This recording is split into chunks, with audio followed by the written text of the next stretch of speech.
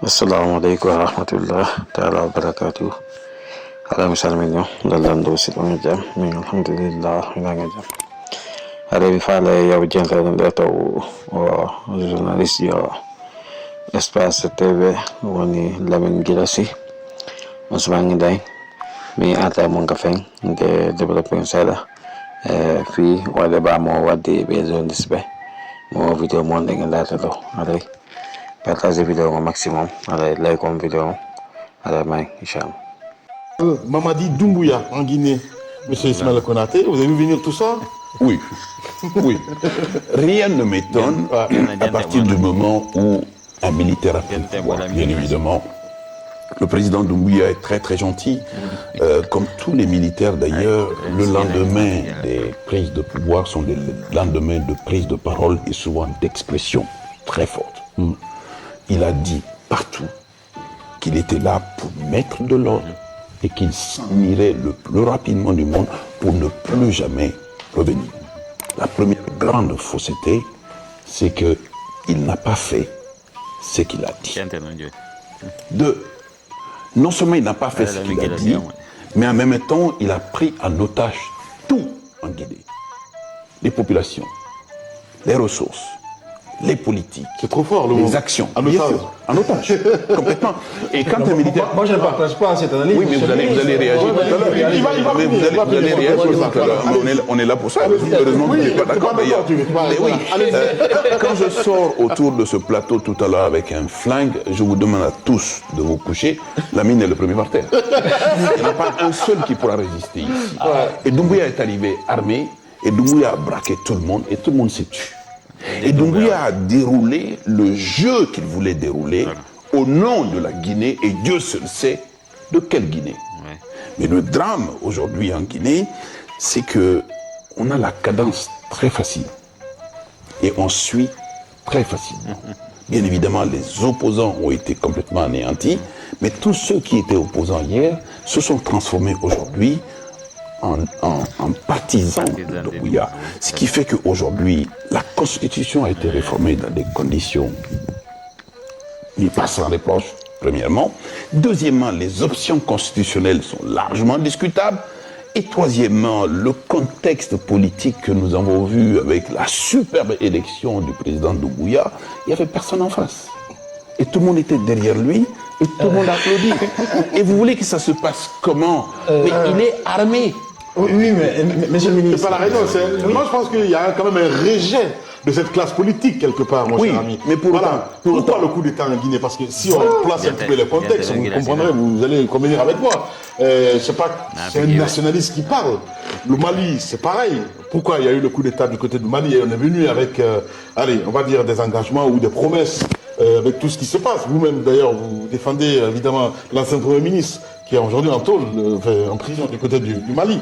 Mais le cas de la Guinée, est-ce qu'on peut dire qu'il y a une compréhension quelque part? Parce que Alpha, avec le troisième mandat, ça a provoqué tout ça. C'est que, en disant ceci, on va me dire, mais il est en train de défendre encore l'indéfendable.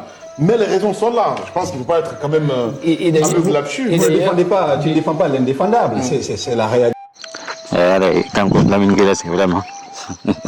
So, tu dis que mon ami de Mohala.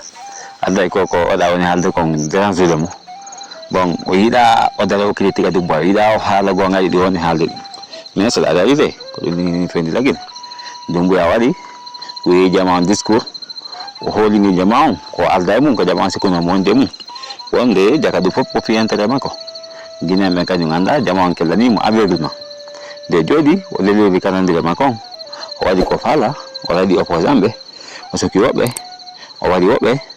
Donc, Johnny Hande a dit lending en otage. Bah, quoi être lending en otage? Ou est-ce qu'il a dit Jama Guinon en otage?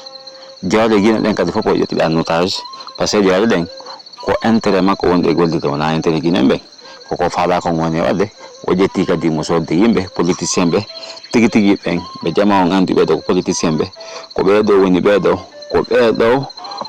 Guinée ben holino avant himo arde woni wano DG et autres o dari ko wal mini ben non pas tous les moyens il ne faut pas y kanko c'est là ha joni kon be joki o affaire o Guinée dossier Fernandejo mo tawata hay tawado hay soɓɓaɓe wangal hoore makko o dari ko wini ɗum ɗo de koko haalon ɗo kon on toni e selludare waɗal ɗum ɗo ko min e président o waddi ɓawla wadde président o ɓaari kanko laami on côté ɗon ko laami ɗon kadi exige inni ko il faut que o signe kono min omen jaɓodirali mbuuɗi min omen yewtali fi contrat min omen wodaldil hayfus donc no fof enen fof eɗen anndi kono honɗum ɓayɓe anndi poids makko poids électoral ko jogiti gon hiɓe anndi leydi en tant que selludal en himo ɗoɗen himo tawde élection hiɓe anndi ɓe heɓata ko ɓe faala kon ka donc avant hiɓe arde ka erguine enen fof ɓe yii ko ɓeytori kon bon la jogomo sundum bon ɓe lanti sundum ɓe geli feere fiino yaltira ka leydi nde o yalti kadi empêche gomo fiino altira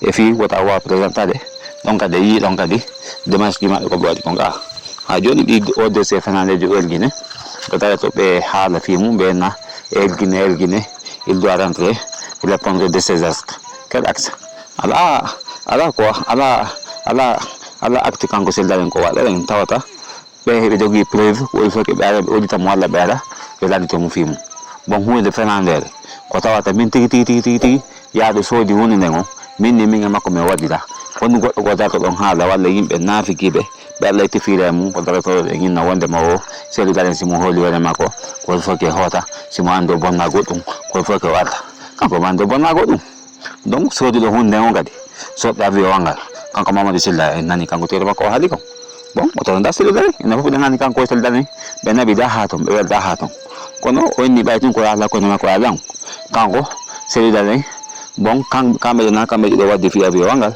wona selludare kadi joni mum ɓuuɗi sikki enen fof ɓeɗen andi o haali ɗum noon ka donc haray ɗo ɗen Lamine Guirassy Sène voici la preuve e noon preuve ko holliri ɓe ko jonnaɓe mbuuɗi ɓe ko yenaɓe ɓe ko jonniraɓe mbuuɗi fiyoɓe fermu télévision ji maɓɓe ɗin e radio ji maɓɓe ɗin fiyo Doumbouya e CNRD on fiyoɓe waɗi koɓe faala fiyoɓe jogito lendi no ɓe faalira donc ɗum ɗo tun ko preuve par ce que o yi hayde o dari o haali oɗoɗen ɗimmojo Lamine Guirassy Sène ɗoɗen hayde o wonno haalde fi affaire ellaji ko Doumbouya woni wadde e ko kinapiɗen ndin kon e crime ji ko jokkitoɗen kon enen fof ɓe yii Lamine Guirassy changé kisan o fuɗɗimo kisan sakkade donc kono e waɗande o addi preuve ji makko ɗi fof ha sa yi tun Guirassy anda mo hetti par ce que mo andi ko faala défendude kon kono mo défendude ɓay tun haɗa ko ɗo fof ko défendre kono himo andi kanko tigi hoore makko o ala gonga holko woni défendude kon ko fenande woni défendude ko woni défendude ko saabu intérêt makko tun fi nandere mo jonna bukoy walla feera ɓe sinidi contrat ji nandere